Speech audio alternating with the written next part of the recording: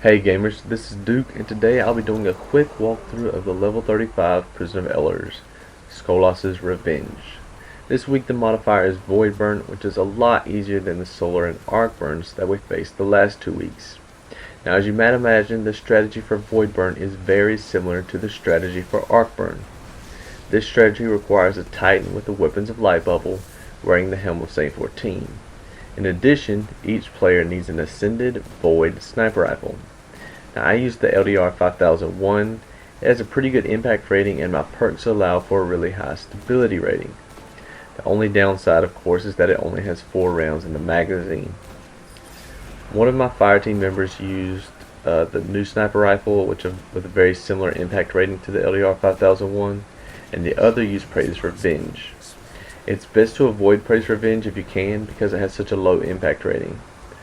Whereas my LDR 5001 was doing about 8,800 damage per headshot, Praedyth's Revenge was only doing a little over 5,000 per headshot. You'll also of course want to equip Void primary and heavy weapons. I use the Jewel of Osiris as my primary, but Word of Crota and Atheon's Epilogue serve as alternatives. For heavy I use Truth, but there are plenty of other rocket launchers and machine guns that are equally effective. Once you enter the room, head to the left side and kill the servitor. Then the Titan with the Helm of Saint-14 should place the weapons of Light Bubble in front of the door where the enemies spawn. This does 3 things.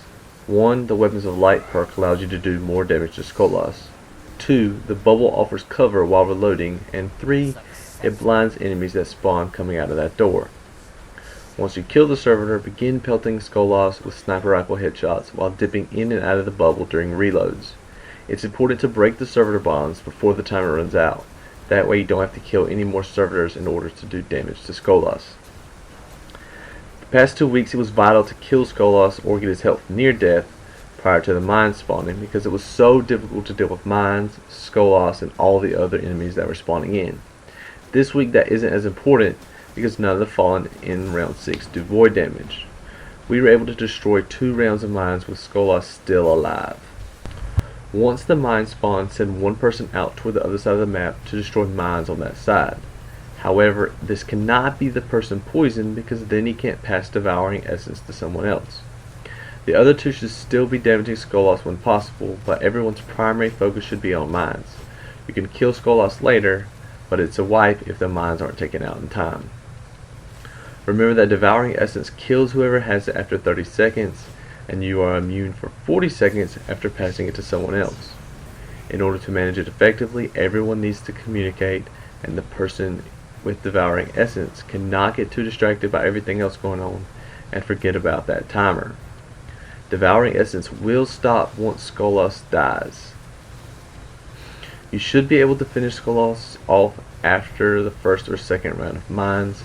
We kept dying, so we weren't able to finish him off until after the second round of mines. Keep in mind that you will have to complete 2 rounds of mines regardless of when you kill Skolas. This week with Void Burn we were able to complete the 6th round on our second attempt, whereas the previous 2 weeks it took us several hours.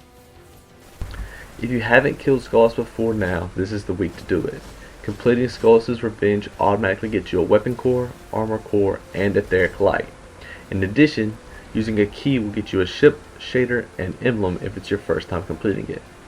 Gamers completing it for a second or third time can still get the ship, shader, and emblem, but it's not guaranteed.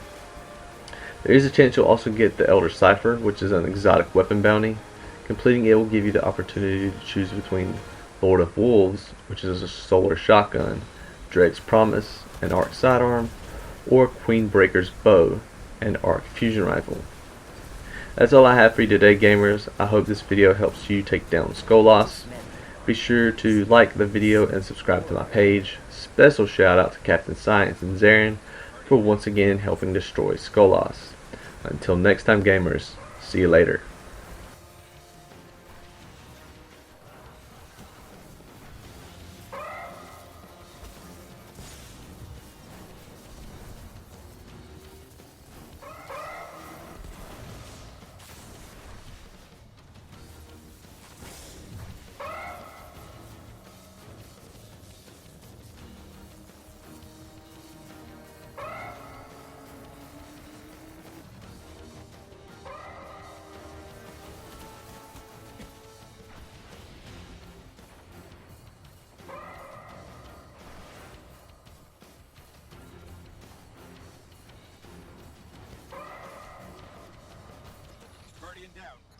sucks.